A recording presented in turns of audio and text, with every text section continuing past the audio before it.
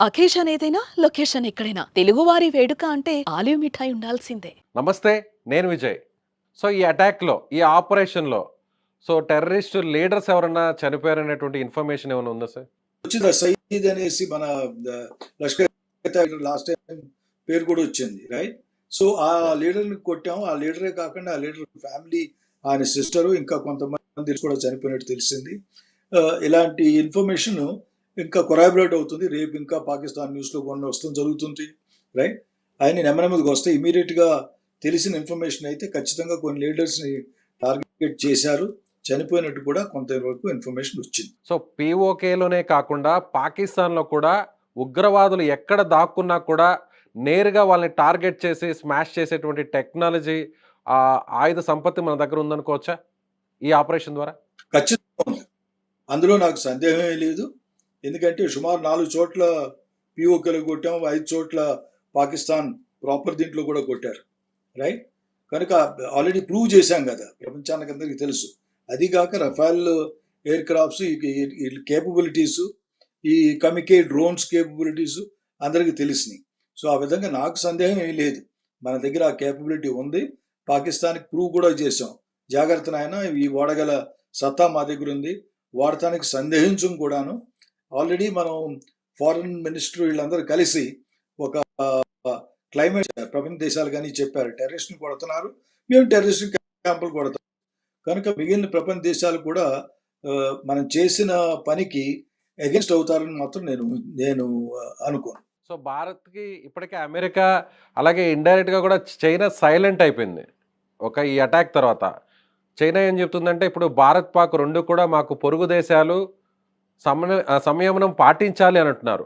So, అమెరికాకు సంబంధించినటువంటి security advisor board కూడా ఏమంటుందంటే, పాకిస్తాన్ సైలెంట్‌గా ఉండాలి, కేవలం వాళ్ళు ఈ అటాక్ టెర్రరిస్టుల మీద మాత్రమే చేశారు అని కూడా చెప్పడం జరిగింది. సో, ఒక రకంగా అగ్రదేశాల సపోర్ట్ మనకు ఎలా ఉండే అవకాశం ఉంది? ఇతర దేశాల సపోర్ట్ ఎలా ఉండే అవకాశం ఉంది? ఇప్పుడు ఏంటంటే, ప్రస్తుతం మన దేశం ఆల్రెడీ జయశంకర్ గారు, మన ఫారిన్ మినిస్టర్ అందరూ ప్రయత్నించేది అదే. ఎందుకంటే ఇప్పుడు మనం దెబ్బ కొట్టాం ఒకటి, పాకిస్తాన్ ఏదో విధంగా తిరిగి రిటాలియేట్ చేయాలని మనసులో ఉంటుంది. ఎందుకంటే అవమాన భరితంతో ఖచ్చితంగా అతను రగిలిపోతుంటాడు లోపల. కానీ ఏంటి, ఇప్పుడు మనం డిప్లొమా చేస్తుంది రకరకాల దేశం, ఐక్యరాజ్య సమితిలోను, యునైటెడ్ నేషన్స్లోను అందరికీ చెప్పేది ఏం చేసేది ఏంటి, బాబు మీరు పాకిస్తాన్కి చెప్పండి, కానీ తిరిగి మనం రిటాలియేట్ ఏమైనా చేస్తే నెక్స్ట్ స్టెప్ ఇందాక అన్నారు కదా, ఆప్షన్ 2.0 ఆల్రెడీ చెప్పాం. ఇది జస్ట్ ఫేజ్ 1, 2.0 అవసరం వస్తే చేస్తామనేసి. ఒకవేళ తను ప్రతిఘటిస్తే దీనికన్నా తీవ్రంగా ఖచ్చితంగా మనం కఠినమైన చర్యలు తీసుకునే అవకాశం ఖచ్చితంగా ఉంది.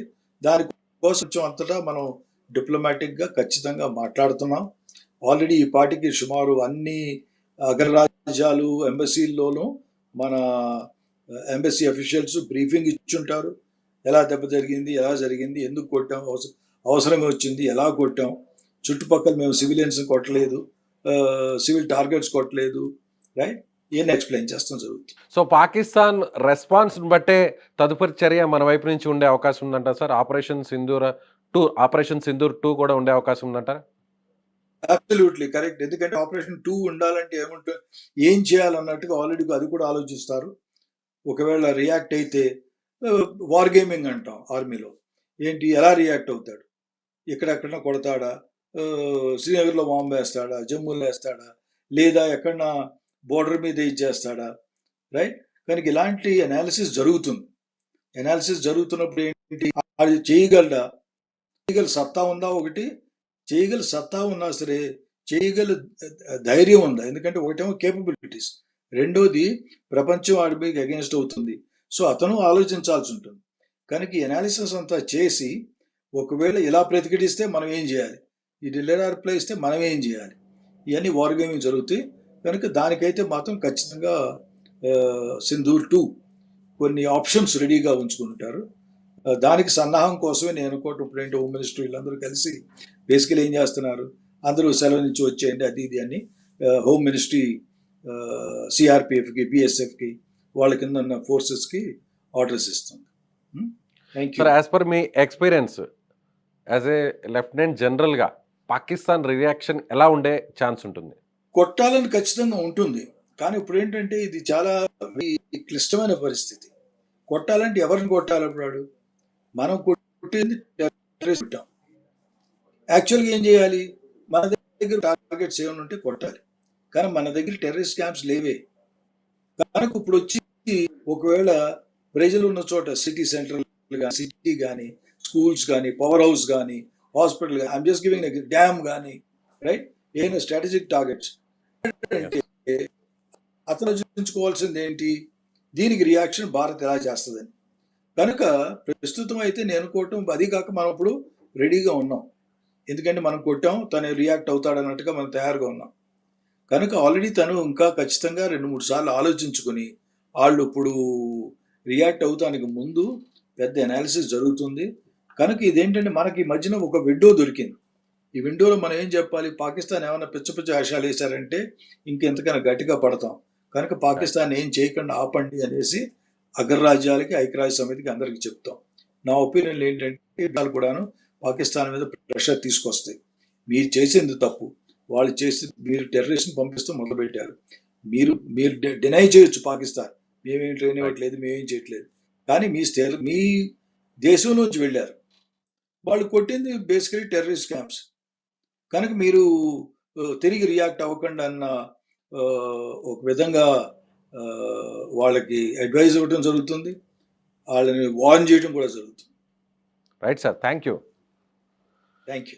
సో ఇది లెఫ్టినెంట్ జనరల్గా ఉన్నటువంటి రామచంద్రరావు గారు చెప్తున్నట్టుగా ఖచ్చితంగా ఇప్పుడు పాకిస్తాన్ రియాక్షన్ ఎలా ఉంటుందో, పాకిస్తాన్ రియాక్షన్ బట్టే తదుపరి చర్య ఉంటుంది. అలాగే ఆపరేషన్ సింధూర్ 2 కూడా అప్పుడు స్టార్ట్ అవుతుందని చెప్తున్నారు. ఇప్పటికే అగ్రదేశాలకు సంబంధించి కూడా జరిగినటువంటి అటాక్ గురించి, ఆపరేషన్ గురించి చాలా క్లియర్ కట్గా మన ప్రతినిధులు చెప్తున్నారు, రాయబారులు కూడా మాట్లాడుతున్నారు. అయితే ఇప్పుడు అగ్రదేశాల సపోర్ట్ కూడా మనకే ఉండే ఛాన్స్ ఎక్కువగా ఉంది. పాకిస్తాన్ ఇప్పుడు ఎలాంటి చర్య చేసినా కూడా పాకిస్తాన్దే తప్పయ్యేటువంటి ఛాన్సెస్ చాలా ఎక్కువగా ఉన్నాయని చెప్తున్నారు.